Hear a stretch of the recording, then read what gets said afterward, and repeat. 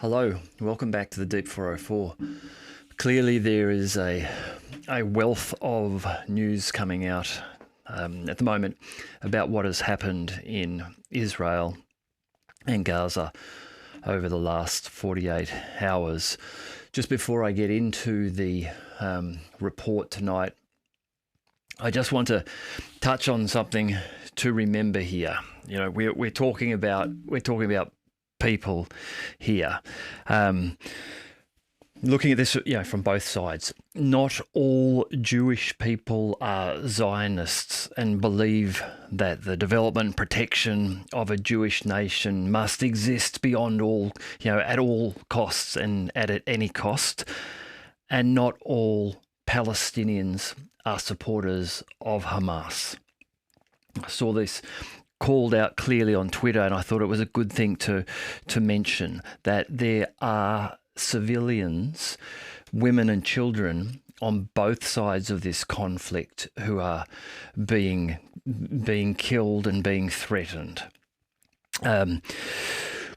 What I've seen in the last couple of days online is just another great example of how we as people are being corralled into one of two camps by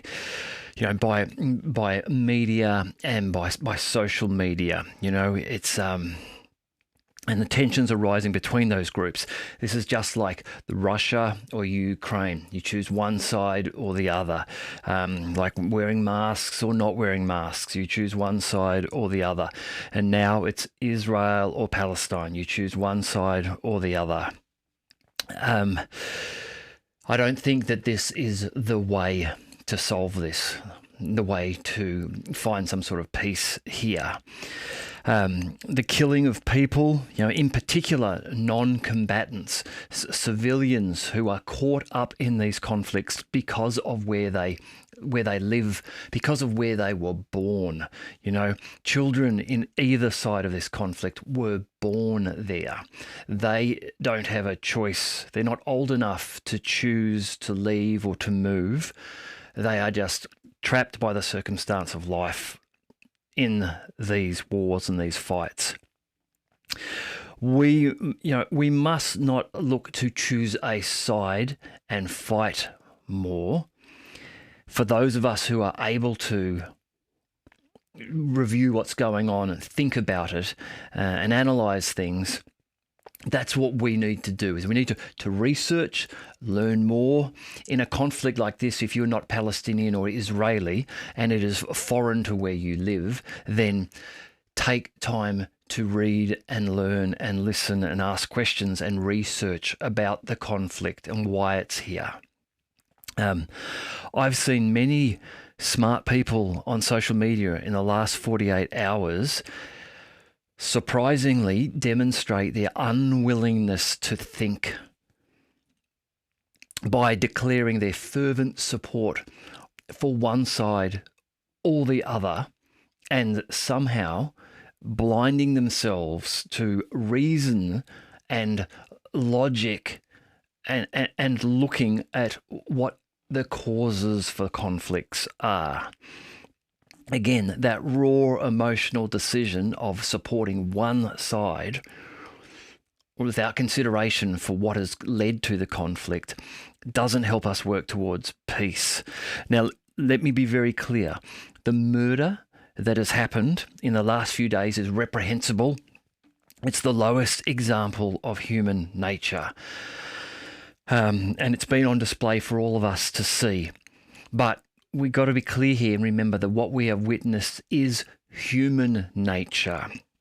It's not aliens who came down and murdered the Israeli families in their homes. And it's not aliens who came down and have murdered the Palestinian children with their bombs in Gaza. It's humans. People like you and me who have found themselves in different circumstances of life. And yet we need to find a way to stop this violence, I think careful thought, consideration taking the emotion out of some of this and just consideration and trying to understand the why does this happen. Like I said yesterday, you don't just wake up and go and murder your neighbor. You know, if that sort of thing happens, when people look at it and assess it, there are reasons. There's an ongoing simmering conflict beforehand which leads to that. I think just looking at the face value of this and trying to make a decision on 48 hours of information is not enough information. But we need to find a way to think our way through this and get to some resolution. And when I say we, I mean globally. I mean general people like us need to be cool-headed about it. Governments need to be cool-headed about it. Because if the fighting continues here and everywhere, as it continues, more young children, young men will see their fathers slaughtered in front of them. And they will then grow to be the extremists of the next generation. And our children will then have to deal with that problem. We need to work towards peace here. Okay, that's just the way I want to start this off, because some of the savagery and brutality that we have collectively been brought to our attention and seen in the last few days has been horrific. You know, just if you take the time to actually think about it, and I don't think everyone does. I think a lot of us see it and just put it aside and move on and keep busy with day-to-day life, and that's perhaps how you cope with some of the footage and some of the things that have happened. But it has happened. It's the reality for some people's lives, and if it continues, if it grows, and if these things spread around the world, it will become the reality for more and more people. So finding a way to peace is what we need to be doing here. So moving on to just some updates of what's happened. Interestingly, China have made an announcement on their position here. Now, this has come from a spokesman of the Chinese Ministry of Foreign Affairs. However, any statement coming from the spokesman of the Foreign Affairs Ministry has been approved by Xi Jinping, the president of China himself, of course. There's no way that someone's just making these sort of public statements on a topic like this without his approval. I'll just read some of the statement.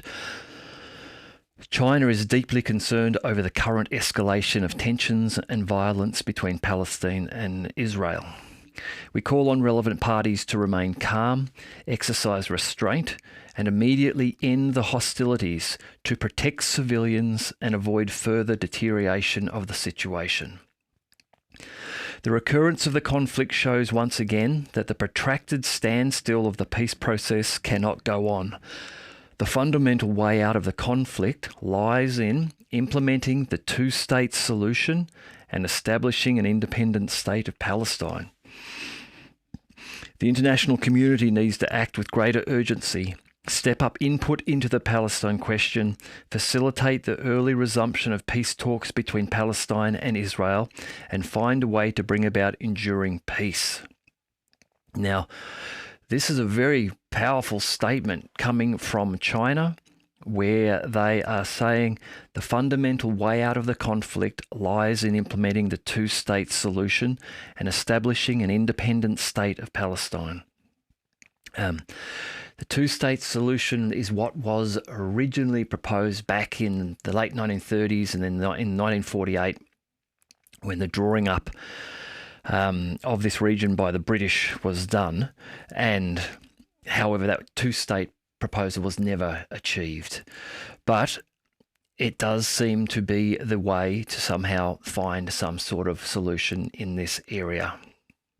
So China calling this out is very interesting in that they have set their position here as being one of looking to diffuse the situation and looking to find a way to settle it with an enduring peace. This is very different, of course, to the US's statements here, where Joe Biden has just doubled down on the US's commitment solely to Israel and that they will support Israel with whatever they need. So we see here the US choosing to support one side and not actively seeking to reduce tensions. In fact, in terms of increasing tensions, Lloyd Austin, the Defense Secretary for the United States, has announced that the Gerald Ford Strike Group, which is an aircraft carrier and its associated ships and aircraft, is being moved closer to the Mediterranean, closer to this area, so as to intimidate Iran out of getting involved in this. Iran itself. So President Ibrahim Raisi said that Iran supported the Palestinians' right to self-defense and warned that Israel must be held accountable for endangering the region over the years. Yahya Rahim Safavi, who is a senior advisor to Iran's supreme leader Ayatollah Ali Khamenei, has voiced Iranian support for Hamas's attack on Israel, calling it a proud operation. He has said, "We support the proud operation of Al-Aqsa flood." This operation carried out by Hamas's armed wing, the Ezzeddin al-Qassam brigades. Iran's mission to the United Nations, however, stated that Iran was not involved in the attack carried out by Hamas in southern Israel. And in fact, reportedly, the term they used was that Iran, this is the Iranian mission to the United Nations, was that Hamas militants. Interesting choice of terms there for Iran. They went on to say, "We emphatically stand in unflinching support of Palestine. However, we are not involved in Palestine's response and is taken solely by Palestine itself." Hamas has previously said that assistance from Iran helped it carry out its attack. And Iran has backed Hamas for many years and provides weapons and training to its fighters. But Iran, at least publicly, is saying that they weren't involved in this attack, at least not directly involved in this attack. Now, to what degree they may have been involved, I don't know, but at least in the face of it, they are saying that they weren't involved in it. What is interesting is that US Secretary of State Tony Blinken has told CNN that the US government has not yet seen any evidence that Iran directed or was behind this attack. That comment from a hawk like Tony Blinken indicates that perhaps Iran were not directly involved in this. Maybe not aware, perhaps aware that something was happening. Certainly they have been providing weapons and training to Hamas and Hezbollah, but perhaps just not aware of what was going on here, or at least not directly involved in it. I can't say. I would have thought that Tony Blinken would have come out and said the US government felt strongly that Iran was involved, but they haven't come out. And in fact, they've said that they've not seen any evidence of that at this stage. So I think that is interesting. Now, Saudi Arabia, their foreign ministry has said in a statement, "The Kingdom of Saudi Arabia is closely following the developments of the unprecedented situation between a number of Palestinian factions and the Israeli occupation forces, which has resulted in a high level of violence on several fronts there. The Kingdom recalls its repeated warnings of the dangers of the explosion of the situation as a result of the continued occupation, the deprivation of the Palestinian people of their legitimate rights, and the repetition of systematic provocations against its sanctities." So Saudi Arabia, who have been approaching normalization of relations with Israel, stating here that they see the Israeli occupation forces, the forces being occupiers, and reference the continued deprivation of the Palestinian people of their legitimate rights. So one of the speculated theories for why Hamas may have conducted this attack was to put an end to the possible normalization of relations between Saudi Arabia and Israel. Again, following on that speculation being that their attack would draw a massive response from Israel, and that would then make it difficult for Saudi Arabia to normalize relations with them. Hamas looking to stop the Abraham Accord normalization with Arabic nations with Israel, because they feel that if Israel is recognized by all of these Arab nations, their ability then to continue their fight for their independence in their own state would be diminished. In terms of Israel and their response, it does look as though they are going to conduct a very heavy-handed response. I'm not going to show all of the videos of the heavy bombing and missile strikes that is taking place in Gaza at the moment. It's very easy if you're looking for that. A lot of that's been covered in the Western mainstream media anyhow, but just know that in Gaza there is heavy bomb and missile strikes going on there. Some 120,000 residents of Gaza have evacuated from where they live due to these Israeli strikes, with apparently about 74 of them sheltering in known shelter areas. The other ones having just moved to other areas of Gaza, it seems. Moving out of Gaza is obviously very difficult for the Palestinians in Gaza. They're under a blockade there by Israel. So Israel, it is reportedly amassing 10,000 reservists, preparing them along the Gaza line. We just go to the map here. So Gaza. Just zoom back out a little bit. Gaza, this border down here with Egypt, and then if you can see where my mouse is tracking along here, this is roughly the edge of the Gaza Strip along here. It's only a very small area. These blue markers here, Niman, Niroz, Be'eri, Kfar Azar, so these areas here are areas where there are, this afternoon or this evening where I am, reports of ongoing either clashes, armed Hamas forces clashing with Israeli IDF forces, or missile rocket strikes being aimed from Gaza at these areas. Now, some of these locations are tiny. If we have a look in here, this Israeli settlement here, side to side, it's 800 meters. I did a very rough count. There's about, in the top half of that image there's about 130 homes. So if you have, armed fighting going on in these areas, clearly terrifying for anyone that is in there. Israel is asking. This is the Washington Post reporting this. Israel is asking the US to replenish its stocks of interceptor missiles for its Iron Dome air defense system and other ammunition.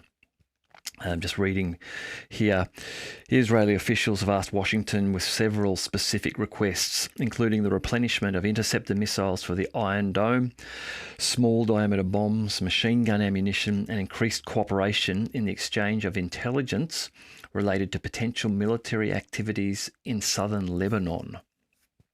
So I'll come back to Lebanon in just a moment there. So that's the Washington Post, Western media, Washington Post, reporting Israel requesting assistance with replenishing its stocks of interceptor missiles. Obviously, the Iron Dome has been working overtime in the last 48 hours to try to shut down the onslaught of rockets being launched from Gaza. Now, those of you who follow this channel will know that I sometimes take information from Resident, who is a Ukrainian Telegram channel. They have some commentary which relates to this, and I'll read a little bit from Resident. Our source reports that everyone in the office of the president, in this case this is the office of the Ukrainian President Volodymyr Zelensky, Our source reports that everyone in the office of the president is aware that supplies of air defence ammunition are currently being suspended. The reason is the Israeli case, where Western reserves will now be redirected. So, mixing in our news topics here, Ukraine now likely to suffer in terms of being able to get air defence replenishment due to the fact that it is perceived that Ukraine is Israel will be of a higher priority to the US government, and that they are likely to receive in preference replenishment for air defence systems and ammunition. The resident goes on to say that according to forecasts, if the Russian armed forces continue attacks on Ukraine with the same intensity as they did in September, then by the end of autumn, Northern Hemisphere autumn, so that's by the end of November, the armed forces of Ukraine will be left without air defence. This will then lead to the Ukrainian headquarters talking about saving ammunition and having to prioritise areas in which they can attempt to defend with air defence systems. And they finish their report with just the statement that difficult times are coming for Ukraine because of this this conflict erupting in Israel at the moment. Now, the Israeli request for US intelligence related to potential military activities in southern Lebanon. If we just go back to the map here for a moment, if we zoom out a little bit, let that map load up. Lebanon is just to the north of Israel. Now, there are a number of reports coming out today, and those reports are indicating that Israel is sending tanks, heavy equipment and troops to its northern border with Lebanon. This is due to the perceived threat that Hezbollah are another Arabic militant organisation. They are based in Lebanon. Hamas is Palestinian, Hezbollah Lebanese, and that they may be looking to join the conflict. Now, just before going live with this report, I saw on some other social media channels reports of some chatter that other Arabic factions may be looking to find a way to join and support Hamas.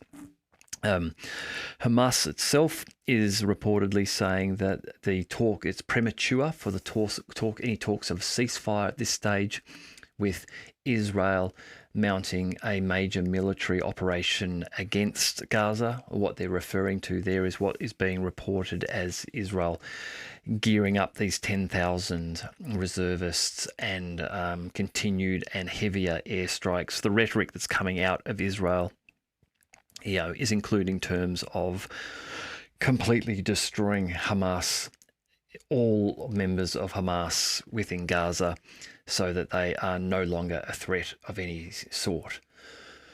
So Hamas saying that the talk of the ceasefire is premature because they are expecting Israel to be warring upon them for the foreseeable future.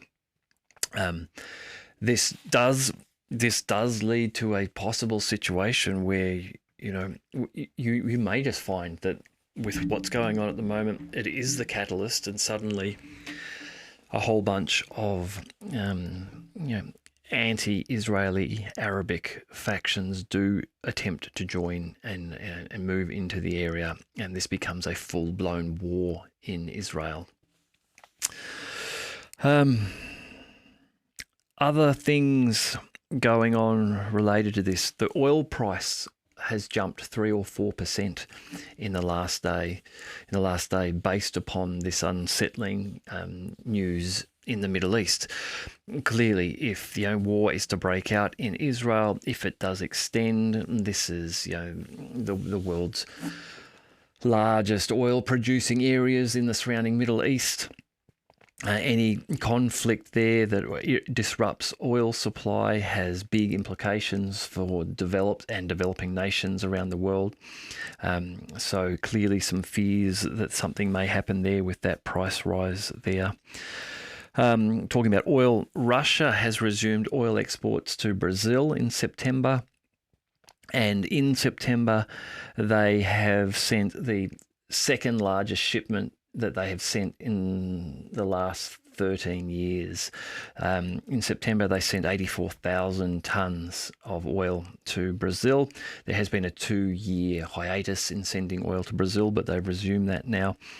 The largest supply they sent to Brazil was back in 2010, 2011, where they sent 174,000 barrels. So, Russian opening up oil markets and not having any problems selling its oil, it seems. I also saw that the Urals oil, the Russian oil, was trading only a little bit below the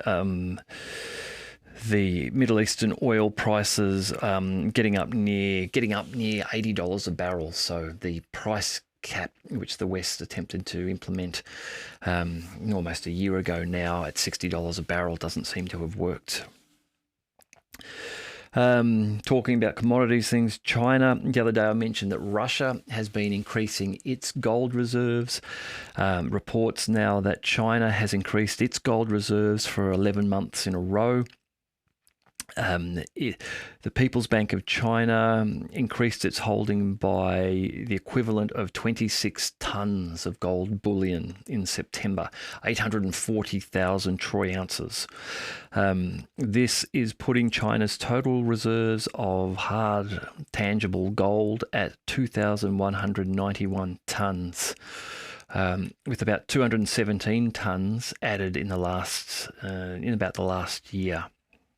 So again, China, Russia, stocking up on gold reserves. 2 reasons. One, having gold if it's required for any sort of high-tech electronics manufacturing without having to look anywhere else for it. But secondly, to be able to have something to back any plans they may have for developing a BRICS currency and wanting to back it against gold. Now, going into when I originally wrote my notes for this, I had entitled this as unconfirmed reports. However, as I was researching, again from another area, I found something which seems to perhaps be confirming this. So, Jan Gagan, who is a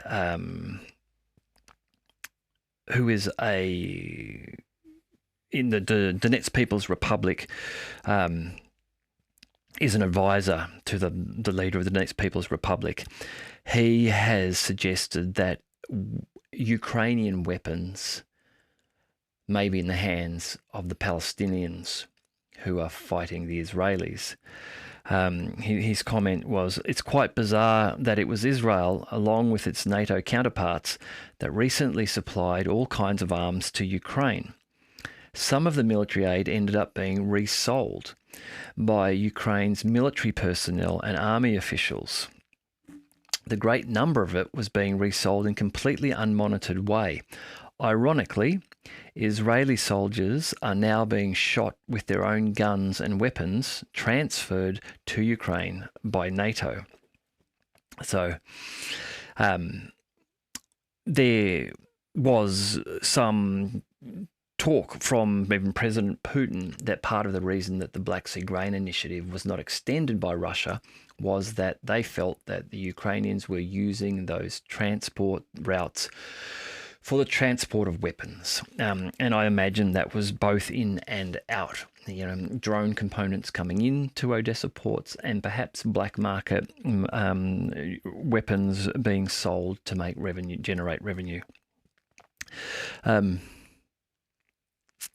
However, yes, even some Ukrainian channels again, not Western, but Ukrainian Telegram channels have suggested the very same thing, that some of the Palestinian fighters, Hamas fighters, may well be using, if not NATO-supplied weapons, then even possibly some of the Israeli-supplied weapons, as they also, Ukrainian channel, believe that their government was exporting these weapons overseas, selling them on the black market. So interesting. If that is the case, not a good look for Ukraine if it is determined that some of the weapons used by the Palestinian Hamas fighters are coming from Ukraine.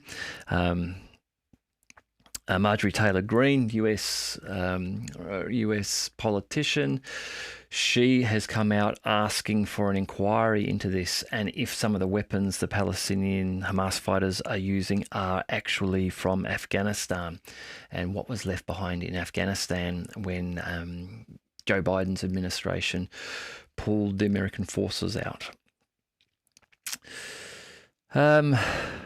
Just a little bit of an update here, as I was sort of saying before. These areas in the West Bank, sorry, not the West Bank, in the Gaza Strip, there is fighting going on. There is fighting going on in these areas indicated with these little blue markers all the way along Gaza here. Even talks of some other skirmishes occurring in other areas throughout Israel. And if I just go here, give me one moment.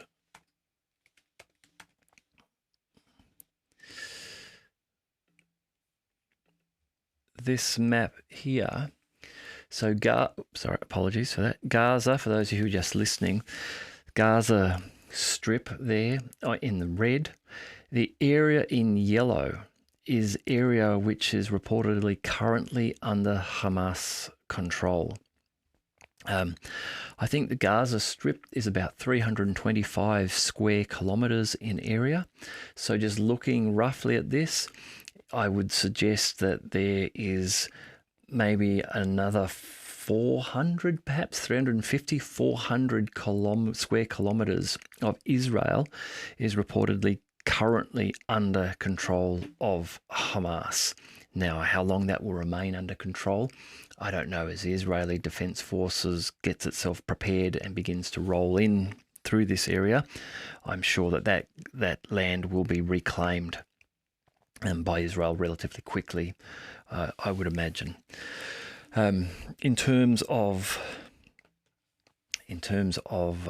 casualties in the area, reportedly, as of earlier today, the Israeli death toll exceeds 700 people. At least 260 people killed at the Nature Music Festival. The number of injured Israelis is reportedly 2,382 people. The number of dead Israeli Defense Force soldiers is 73. And more, it's unknown how many, but more than 100 Israelis have been captured, including senior officers.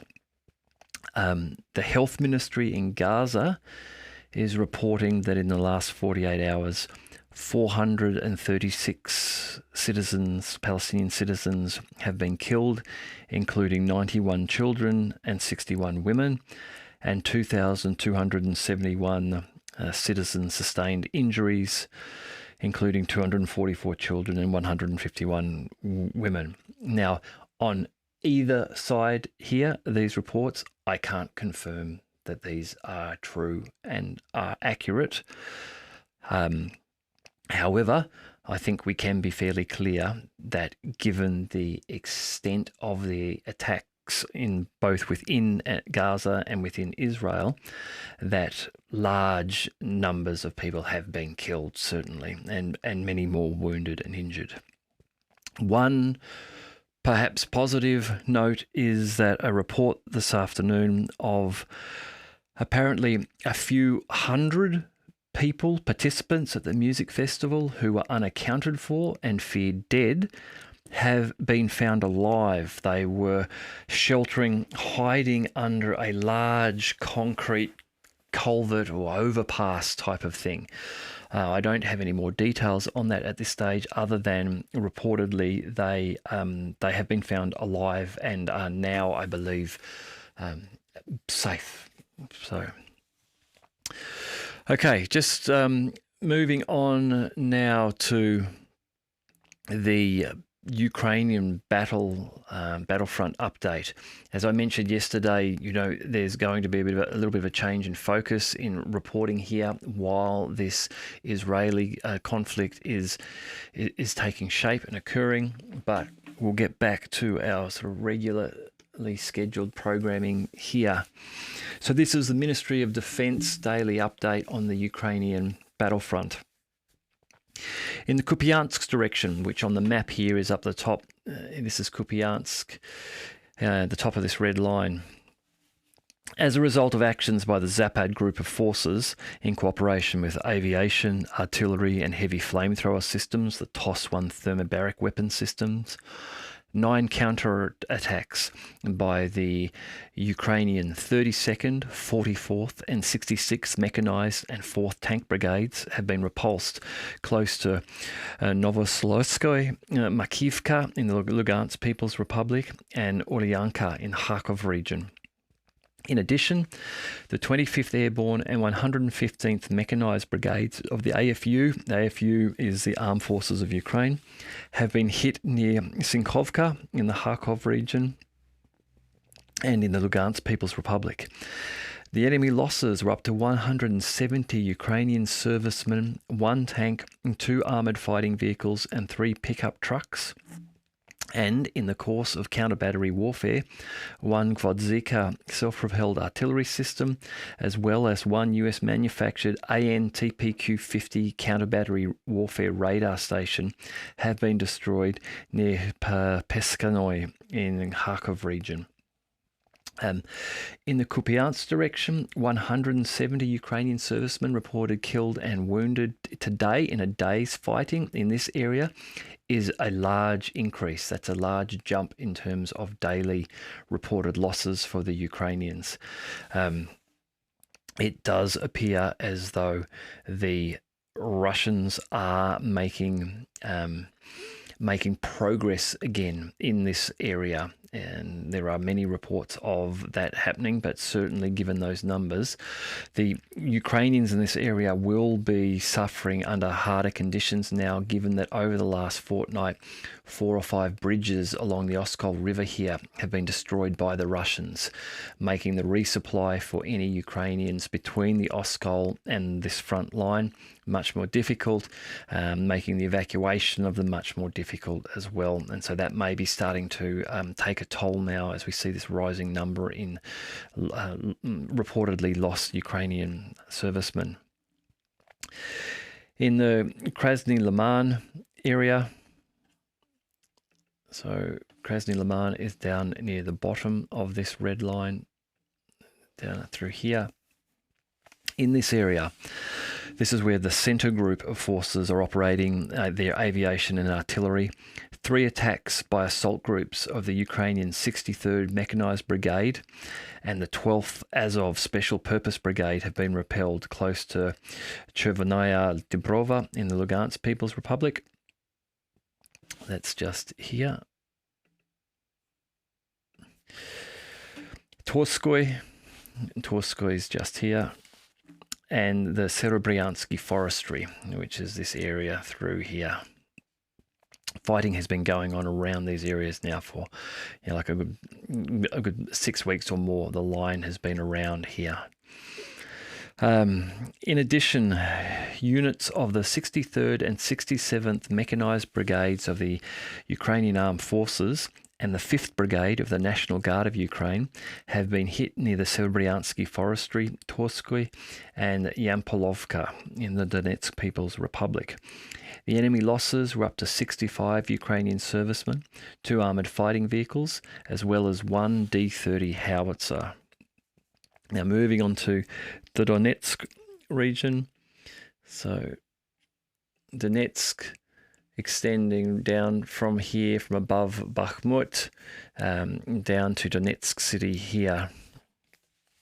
In Donetsk direction, the Yug group of forces, supported by aviation and artillery, have repelled 2 attacks by assault groups of the 42nd Mechanized and 59th Motorized Infantry Brigade of the Armed Forces of Ukraine, close to Andriivka and Nevelskoye in the Donetsk People's Republic.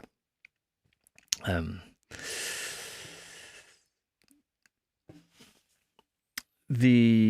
addition, actions of 2 sabotage and reconnaissance groups of the Armed Forces of Ukraine have been suppressed near Andriivka and Kuryomovka. 1 AFU control point of unmanned aerial vehicles has been hit close to Tonenkoy in the Donetsk People's Republic.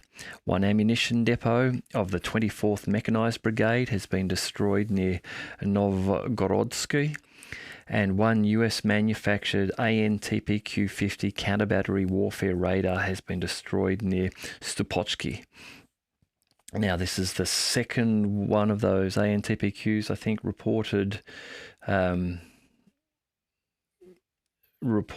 in the last 2 days. They are vital pieces of equipment in the ongoing artillery battles. They are the radar systems that allow the Ukrainians to pinpoint and locate where the Russian artillery is originating from, so that they can train their counter-battery fire back there. In losing these radar systems, the Ukrainians' ability to win artillery duels with the Russians is severely diminished. In this Donetsk area, the enemy losses were up to 165 Ukrainian servicemen, 2 armoured fighting vehicles and 3 pickups, as well as 1 US M777 artillery system. Now again, this just shows the changing nature here of the fighting. To have 160 reported losses in the Kupiansk area, which is just mirroring what's in Donetsk. Often in the past few weeks, Kupiansk, we might see numbers of 60, 50, 70 reported losses, whereas in the Donetsk area, we might see numbers getting up into the 300s, 380s, 400s. So definitely some decrease in activity in the Donetsk area by the Ukrainians, it appears, in terms of their attacking. However, perhaps increasing tactical advances from the Russians in the northern Kupiansk area. In the South Donetsk region, so in South Donetsk is, if we sort of follow this yellow line along here, this is Marinka here, Krasnohorivka here, Starmayorsk and Priutny, and this area here on Volodya here. In the South Donetsk direction, units of the Vostok group of forces have repelled 2 attacks by assault groups of the 127th Territorial Defence Brigade near Priutny. Now, Priutny, just here, we've had daily reports of either Russian counterattacks here or repelled Ukrainian attacks towards Priutny. In the southern Donetsk direction, the reconnaissance and infantry units of the South and West military districts are systematically dismantling entire AFU units during their ongoing offensive operation near Priutny. This relentless pressure is forcing surviving troops to repeat. These couple of statements here actually come from another source, and this was accompanied by a video which was reportedly geolocated around Priutny. Yes, and it was just showing targeted artillery landing along denuded what were tree lines, but now were tree stumps and Ukrainian forces just coming under artillery fire.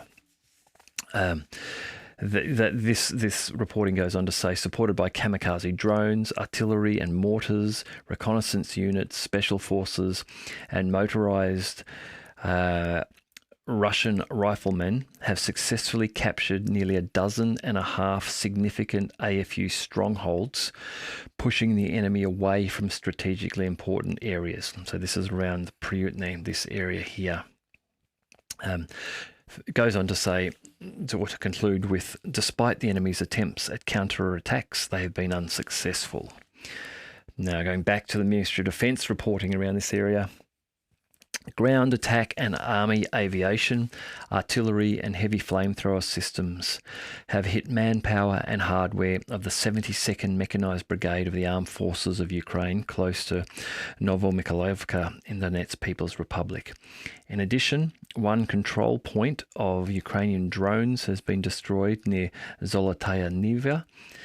In addition, 3 sabotage and reconnaissance groups of the armed forces of Ukraine have been suppressed near Urozhaina and Staromayorska in the Donetsk People's Republic. The enemy losses were over 185 Ukrainian servicemen killed and wounded, 2 armoured fighting vehicles, 4 motor vehicles, and 1 D-20 howitzer. Moving to the Zaporozhye region. So here, Zaporozhye, the bulk of the fighting concentrated around Robotny or Robotino and Verbova here. In the Zaporozhye direction, units of the Russian grouping of forces, aviation and artillery have eliminated manpower and hardware associated with the 23rd, 65th and 116th Mechanized Brigades of the AFU, close to Robotny, Novodanilovka and northwest of Verbova.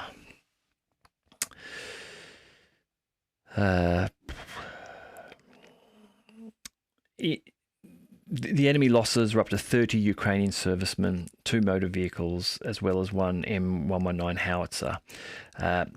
Certainly in this area, the Ukrainian tactics have moved to ones of small groups of men advancing without heavy equipment cover, without being in tanks or armoured fighting vehicles. That seems to have obviously slowed down, given that reportedly there are only 30 losses yesterday. Interesting, some other news which has come out around the Zaporozhye region. So here we have the Novokhovka Reservoir area, and here where this green marker is, this is the Enohada Zaporozhye nuclear power plant here. Now, reports have come out that the head of Ukrainian intelligence, Krylo Budanov, has in an interview stated that the intelligence directorate did attempt 3 attempts to place Ukrainian troops over here to get them across the reservoir or the mud flats of the reservoir to try to overrun the Zaporozhye nuclear power plant. During the first operation, Ukrainian armed forces landed but were unable to gain a foothold because they lacked artillery support and retreated under pressure from superior forces. Subsequently, the GUR made 2 more attempts to land on the left bank of the Dnieper. Several hundred Ukrainian forces took part in the latter attempt. One who was the commander of the Foreign Legion, Vadim Popik.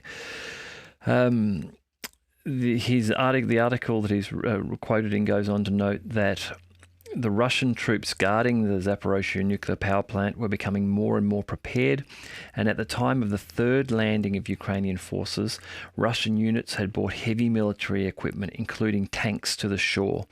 Therefore, the Ukrainian fighters again failed to gain a foothold and retreated.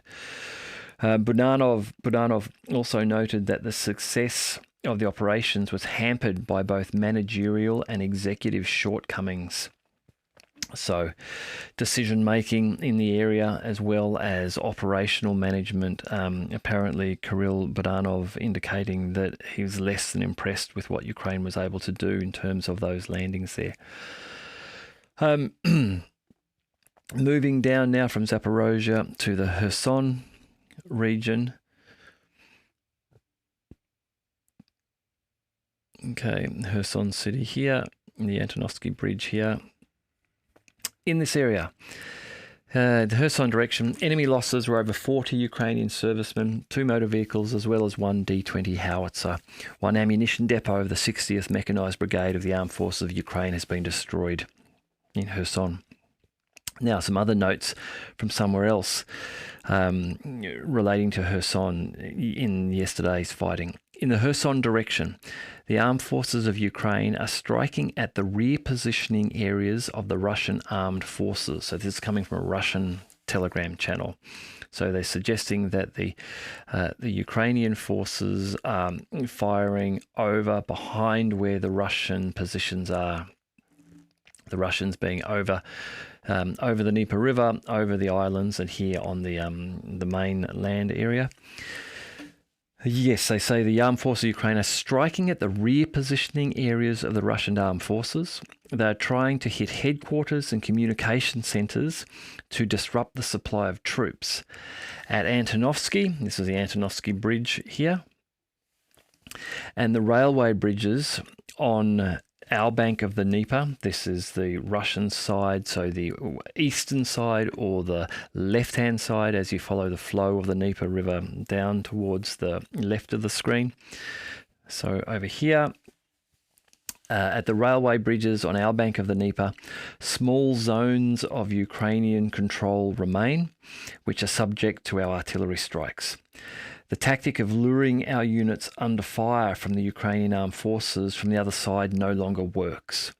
In general, the Ukrainians in the direction, I think this is in the Kherson direction, maintain plans for a large-scale crossing of the Dnieper and is making preparations, gathering forces and means. Now, this has been something which has been reported by the Russians for some weeks now, going back maybe 6 weeks. I remember hearing the initial reports coming out of the Kherson area by some of the Russian commanders that they believe the Ukrainians were amassing forces on the other side of the Dnieper. It sounds now as though perhaps they may be moving that operation forward slightly, in that they are starting to look to disrupt Russian supply lines, hit headquarters and communication centres, the sort of thing that you may look to do just prior to making an advance, an attempt to cross the river. So the Kherson area, it will be interesting to see what happens here in just the next little while. That's about it for the report tonight. For those of you who have been following the channel, I hope you're enjoying the reports. There is a lot going on from my position trying to put together these reports at the moment. It is a struggle to know when to stop, because there is just so much coming out about both Ukraine and Israel at the moment. But I'll keep these reports going. If you haven't already subscribed and you've made it this far, please consider subscribing. And I look forward to talking to you again soon.